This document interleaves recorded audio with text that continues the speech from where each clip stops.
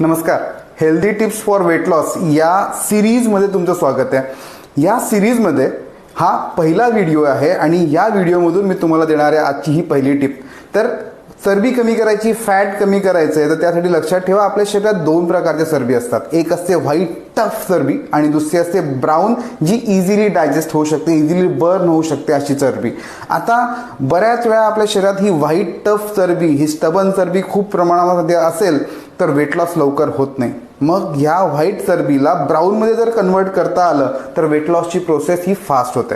बरेच ॲथलीट पण हा हॅक यूज करतात. आता नक्की ही व्हाईट फॅट ब्राऊनमध्ये कसं कन्वर्ट करायचं, तर यासाठी काय केलं जातं, तर बऱ्याच वेळा कोल्ड एक्सपोजर किंवा कोल्ड वॉटर एक्सपोजर म्हणजे थंड पाणी पिण्यासाठी नाही, थंड पाणी आंघोळीसाठी जर आपण रोज वापरायला लागलो तर आपल्या शरीरातली हे जे काही स्टबन व्हाईट कलरचे टफ फॅट आहे ते ब्राऊनमध्ये कन्वर्ट व्हायला लागतात. आणि एक वेळेस हे ब्राऊनमध्ये कन्वर्ट झाले तर तिथून त्यांची बर्निंगची प्रोसेस खूप फास्ट होते, 30 ते 35% वाढते. म्हणजे उद्या सकाळपासून तुम्ही फक्त आंघोळीला थंड पाणी जरी वापरायला सुरुवात केली तरी तुमचं फॅट लॉस, वेट लॉस जो आहे तो 30% वाढू शकतो.